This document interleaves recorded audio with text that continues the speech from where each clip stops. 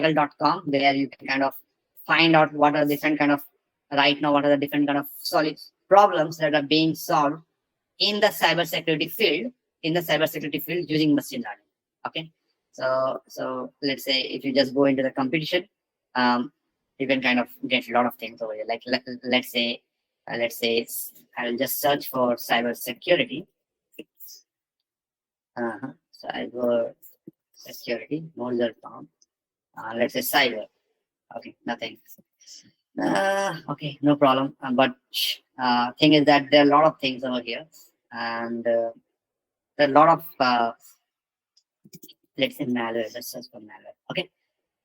Okay. Now see, this is one of the thing that was.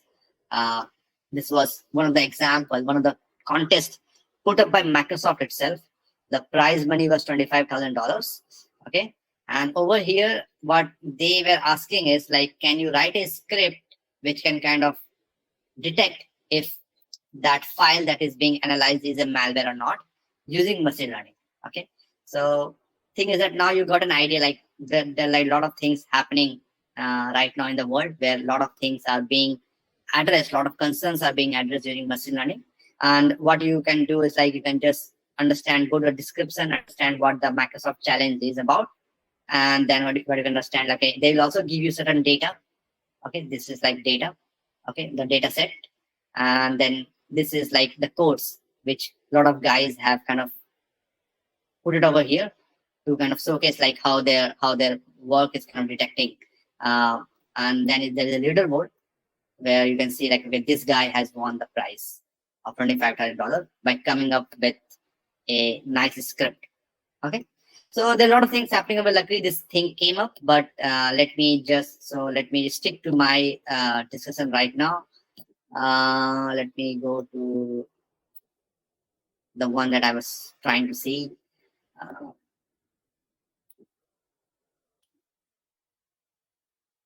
Sample of malicious domain, list of malicious domain. Okay, let's see if I get something over here.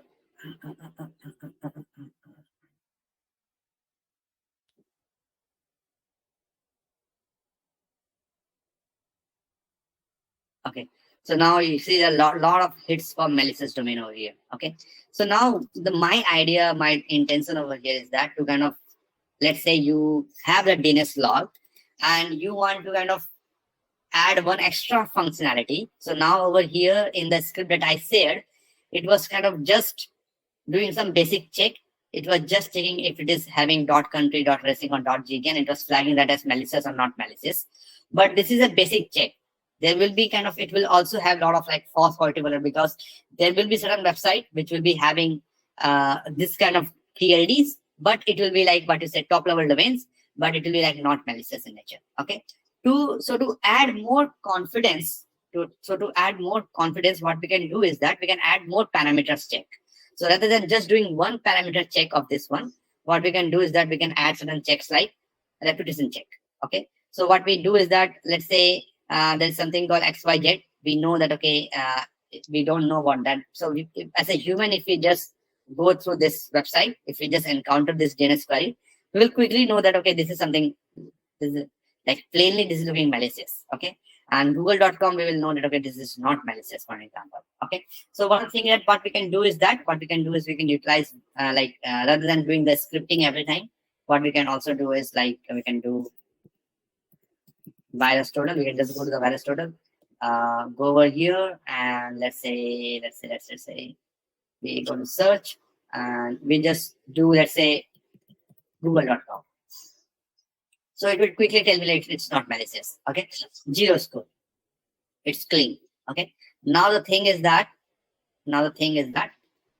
let's search for this one, which is a valid malicious domain, and I hope this one is highlighted by Barstool, and it should tell me, okay, this is the reputation of this website.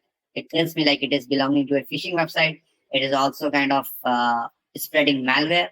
Okay, malicious, and a lot of other antivirus telling it is clean, but there are a lot of other antivirus telling it is malicious. Like in google.com, you found it is 0. Here you see that, okay, at least 13 out of 87 antivirus are telling it is malicious. Okay, you can also go through you can also kind of see a lot of other details over here in the reputation. This is something I will kind of address later, like recent data and all. And you can see a lot of other details why this was termed as malicious. Like a lot of other website converted that it as phishing website. Okay, phishing website, or let's say malicious website, and a lot of other things over here. So this domain also has a lot of other subdomains associated with it. Okay, so those all things you can kind of capture from here. Okay, so right now discussion is only based on reputation. So this is one of the easiest check that you can do. And as I told one of the guys, one of the thing that you can do as an exercise is that you can add certain more feature, like checking like if that domain was malicious or not using Python script. So VirusTotal provides an API feature which you can kind of utilize using Python and kind of automatically check. If you say automate checks over here, they are saying over here. So you can do that and kind of add that extra parameter and kind of figure out if what's the reputation of that website, and kind of figure out like if that is indeed malicious or not. Okay, so that is something about the malicious or the reputation part. Now there's one thing which I like to share is that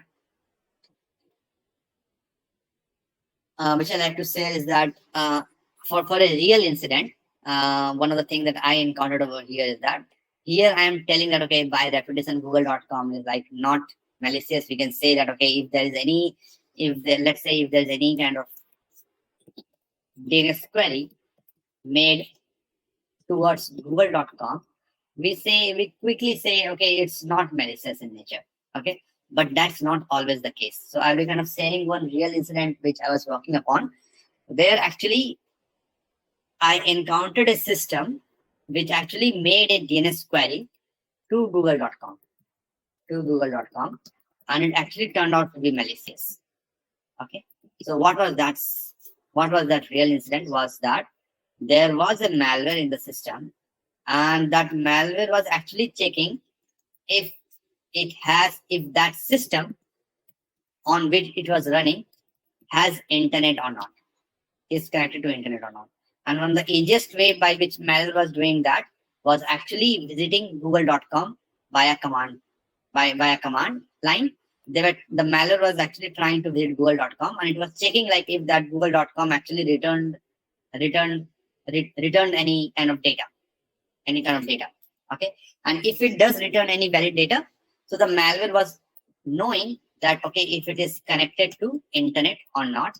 And once it knows that okay, that system has internet, let's say for an example, and only after that that malware was trying to communicate with its own C2 server.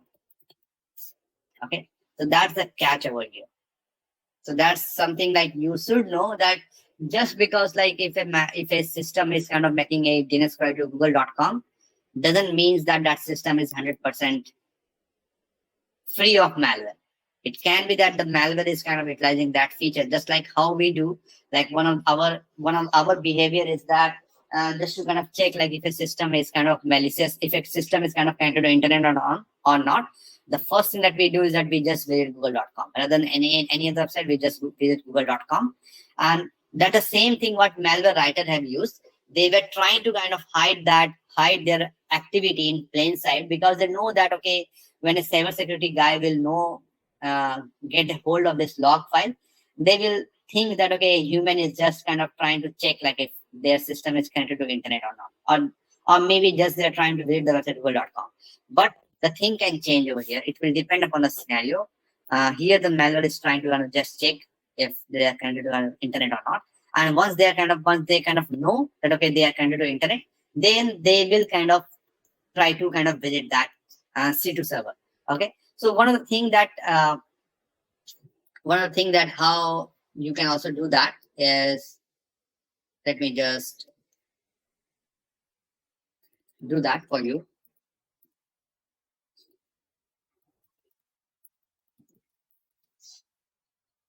Okay. So let me just do that for you. Give me 1 second, guys.